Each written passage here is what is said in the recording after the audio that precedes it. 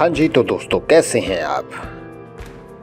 دوستو آج ہم یہ ولاگ شروع کرنے جا رہے ہیں جس کا نام ہے 90s کا پاکستان۔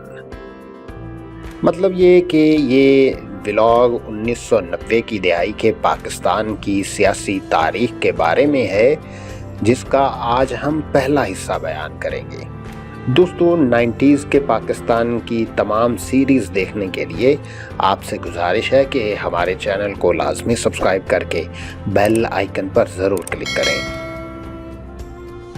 دوستو کہا جاتا ہے کہ تاریخی مواقع کی مناسبت سے انسان یہ چیز یاد رکھتے ہیں کہ وہ ان اوقات کے دوران کہاں تھے یا کیا کر رہے تھے۔ بیشتر پاکستانیوں بشمول راکم کے لیے 25 مارچ 1992 کا دن ایک ایسا ہی تاریخی موقع تھا اور ہمیں آج تک اس دن کی چند جھلکیاں یاد ہیں۔ اس روز پاکستان کرکٹ ٹیم نے پہلی دفعہ ورلڈ کپ جیتا تھا۔ اس ٹیم کی قیادت عمران خان کر رہے تھے اور اس روز انہوں نے صرف ایک کپ ہی نہیں بلکہ ایک پوری قوم کے دل بھی جیت لیے تھے۔ چند برس بعد خان صاحب نے کینسر ہسپتال کے لیے چندہ اکٹھا کرنا شروع کیا۔ کینسر ہسپتال بن گیا تو خان صاحب نے اپنی توجہ سیاست کی جانب کی۔ 25 اپریل 1996 کو پاکستان تحریک انصاف نے جنم لیا۔ اس جماعت کی پیدائش کے ذمہ دار جنرل ضیاء کے ایک ساتھی جنرل مجیب الرحمان تھے۔ خان صاحب کی سیاست پر نظر ڈالنے سے پہلے 90 کی دہائی کے سیاسی حالات کو سمجھنا ضروری ہے۔ دوستو موجودہ دور کی نوجوان نسل اس سیاسی تاریخ کے بہت سے پہلوؤں سے ناواقف ہے اور ہمارے ناقص خیال میں ان کے لیے یہ سب جاننا اشد ضروری ہے۔ اس کہانی کے بہت سے کردار اب بھی پاکستانی سیاست کا حصہ ہے۔ 90 کے انتخابات تک کراچی میں جماعت اسلامی اور دیگر مذہبی جماعتوں کی حمایت کرنے والے مہاجر آبادی کو 1972 میں سندھیوں کے لیے شروع کیے گئے کوٹا نظام نے سخت پریشانی میں مبتلا کر دیا۔ اسی برس سندھی زبان کو صوبے کی سرکاری زبان کا درجہ بھی دیا گیا۔ اس سے قبل یو پی اور سی پی کے درمیانی طبقے سے تعلق رکھنے والے مہاجرین نے 1951 اور 1958 کے بلدیاتی انتخابات میں جماعت اسلامی کے نمائندوں کی حمایت کی تھی۔ سن 1965 کے صدارتی انتخابات میں کراچی کی مہاجر آبادی نے فاطمہ جناح کی پرزور حمایت کی۔ ایوب خان کے بیٹے گوہر ایوب نے انتخاب میں فتح حاصل کرنے کے بعد ایک جلوس منعقد کیا اور مخالفین پر فائرنگ کی۔ 70 کی دہائی کے اختتام پر کوئی سیاسی جماعت مہاجروں کے حقوق کی علم بردار اور محافظ نہیں تھی۔ اس صورتحال میں کراچی یونیورسٹی میں قائم کی جانے والی کل پاکستان مہاجر طلبہ جماعت نے اس خلا کو کسی حد تک پورا کیا۔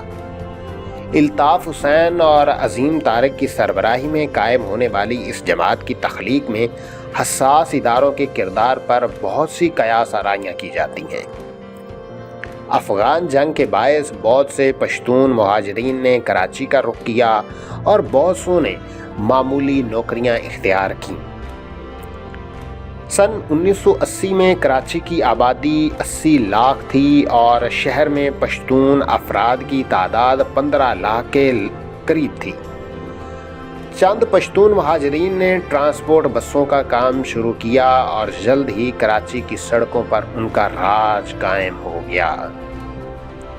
15 اپریل 1985 کو کراچی میں ہونے والے ایک واقعے نے سندھ میں مقیم مہاجر آبادی کی تاریخ کو بدل دیا۔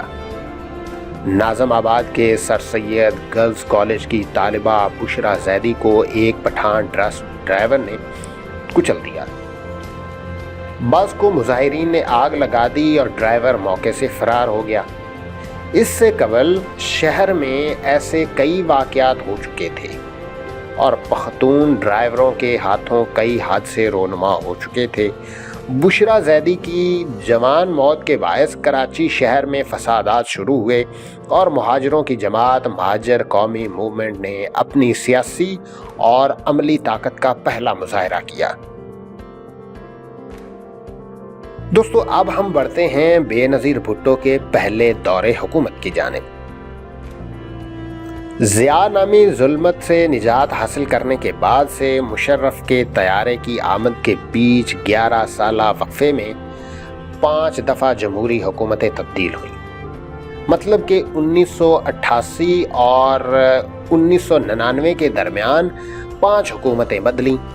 کبھی کرپشن تو کبھی وسیع تر قومی مفاد کے بہانے حکومت کو فارغ کر دیا جاتا۔ افغانستان میں روس کے خلاف جنگ تو ختم ہو چکی تھی، لیکن اس جنگ کے ملبے سے جو افریت برآمد ہوئے ان کے اثرات ابھی باقی تھے۔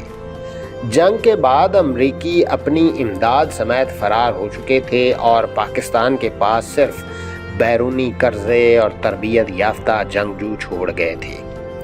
جنگ کے خاتمے تک حساس ادارے اور فوج اتنی مضبوط ہو چکی تھی کہ ان کو نکیل ڈالنا اب کسی کے بس کی بات نہیں تھی۔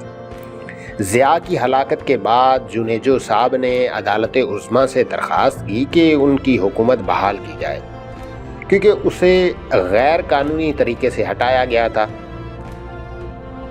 اسی اثناء میں فوج کے سربراہ اسلم بیگ نے لاہور پریس کلب میں یہ بیان دیا کہ اگر سپریم کورٹ کے ججوں نے جنیجو حکومت کو بحال کیا تو اس فیصلے کے نتیجے میں پیدا ہونے والی صورتحال کے ذمہ دار وہ خود ہوں گے۔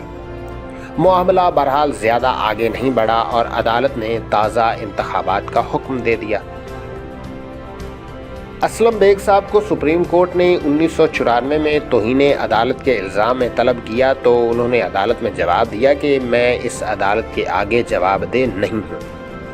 انتخابات میں ووٹ ڈالنے کے لیے قومی شناختی کارڈ ہونا لازم قرار دیا گیا، جو دراصل پیپلز پارٹی کو طاقت میں آنے سے روکنے کی کوشش تھی۔